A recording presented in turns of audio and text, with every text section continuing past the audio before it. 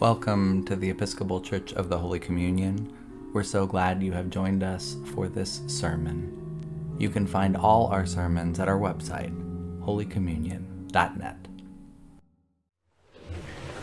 In the name of our loving, liberating, life-giving God. Amen. Please be seated. Welcome. Whether you're with us in person tonight or with us online, we are glad.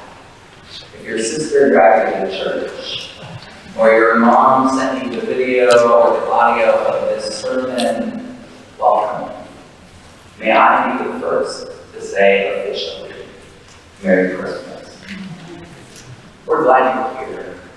Holy Communion is a welcoming place. Wherever you are on the journey of faith, Christmas, after all, is all about the journey. Look, I bring good news to you. Wonderful, joyous news for all people. As someone with the last name Angell, my ears perk up when the heavenly messengers appear in Scripture. This year, though, I was caught by a word that repeats in our translation from the Angell. News. Joyous news. I bring good news. Good news, it seems, has been hard to come by in recent days. I don't know if this is true for you, but I have to limit my exposure. I've mostly stopped listening to NPR, though I did tune in for lessons and carols from King's College this morning. But I've reduced the amount of time I'm spending with the New York Times and the Post-Dispatch every day. Especially since Thanksgiving, as story after story was coming out about the Omicron variant, and they only really had about 3 points of data, and somehow they wrote hundreds of stories with no new information. I just had to stop. It was stressing me out. So if I can give you a little bit of pastoral advice, not medical advice, pastoral, it's this. Try and enjoy Christmas. Please keep your masks on. Take good care. Get vaccinated, boosted if you're eligible. Be careful with contacts, all that. But then try as much as possible to let go of the anxiety, to stop reading all those stories. You're here. Be here. If you check your phone, if you turn on the radio, you're likely to be inundated with stories without much new information, with little you can do about it. So lean into Christmas instead. Lean into the joyful news. Let the angels be your primary source. It's not just the stories about COVID that are causing stress. There's a Swiss writer, Rolf de Belli, in a recent article in the Guardian newspaper, of all places. He argued that the way that we're doing so-called news this day, it's bad for us. Our days are filled by constant updates. We spend less time consuming in-depth articles, books, investigative journalism. And de Belli says the news stresses us out. We're constantly triggering our limbic system, constantly feeding our fight or flight instinct. The quick updates have crowded out our attention to the deeper questions.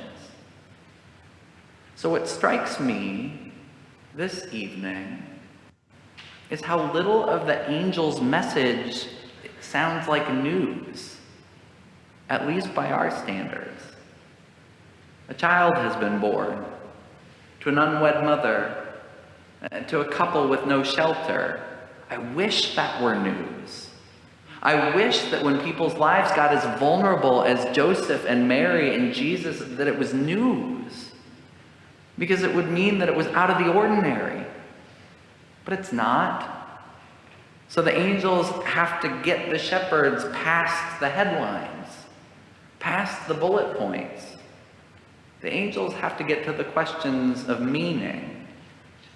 Because too many kids are born in edgy circumstances. Too many kids are born housing insecure, food insecure. Too many kids grow up in poverty.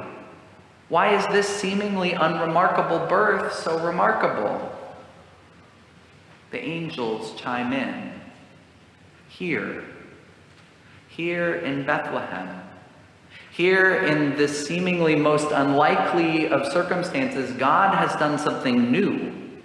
The child, this unnewsworthy child in this family, just another set of social outcasts. Here, the hope of the world has been born. The real story, the great joy is this: God has changed the deep structure of the world. God has reworked the deep structure of life. The deep structure, we learn, is love. Out of love for us, God has done the unthinkable. God has come into our world. There was supposed to be a fundamental separation in the universe. God is God, we are not. Out of love for us, God has broken the barrier. God has become human, has become vulnerable. God has gotten close. The Reverend Dr. Kelly Brown Douglas of Union Seminary put it this way: God comes to love us into loving. And sadly, our phones don't buzz with the notification, "Remember to love." At times, we make it so hard to see the deep structure. We wrap life up with such a thick veneer, like those Christmas presents we work to disguise, box inside of box. We turn a bicycle into a pretty rectangle, and then we put a bow on it. Too often, our principal ways of interacting with one another are economic. We even try to show love that way. How many of you have played this subtle game this Christmas? Wondering if we have spent more or less money than our family member, friend, relative, coworker on the gifts we've just exchanged. Those of us who are relatively secure sometimes mistake the exterior for the interior, the wrapping for the structure. Christmas is all about love. And I wonder if that is part of why God chose to show up where God did. And notice tonight's good news of great joy, it wasn't proclaimed to Herod or to the Emperor Augustus. The messengers don't go first to brief the powerful. And frankly, those guys couldn't have been trusted with the news. We learn in Matthew's gospel that Herod will use violence to try to control the narrative. Augustus was so far above it, he probably would have dismissed the declaration that a rival king was born in Judea as fake news, however you say that in Latin. So instead, the good news breaks among the shepherds, among hungry, poor, wandering souls. When you can't afford to play the games of status, or when you refuse to play the games of power, when you live your life a bit more exposed, perhaps you are more free to see the deep structure. Perhaps you are more free to love. The writer Bell Hooks died this month, and she worried that we over-sentimentalize love. We make love into sort of a tinsel or garland, a decoration, a wrapping. We don't understand love and loving at the core. According to Hooks, love properly understood is an act of revolution. The moment we choose to love, we begin to move against domination, against oppression, she said. The moment we choose to love, we begin to move toward freedom, to act in ways that liberate ourselves and others. Love can change everything. Love is the only thing that can. Don't sentimentalize love. It cuts you off from the raw power. We inherit this good news. It becomes our work to inhabit the meaning. So if you will take a word from a pastor this Christmas, let it be this: set down the news cycle, at least for these next few days. Close the email, turn off the incessant notifications. For God's sake, turn off the TV and the 24-hour news cycle. Use the paper to start a bonfire.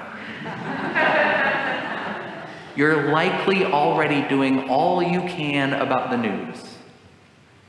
So set it aside. Instead, take time for the deeper news, the good news. Even this year, especially this year. Take time to let the great joy take root. Find ways to choose love. Choose to be present. Choose to dig past all the wrapping to the deep structure. God, out of love for us, broke all of our rules. All of them. To spend time with all the wrong people.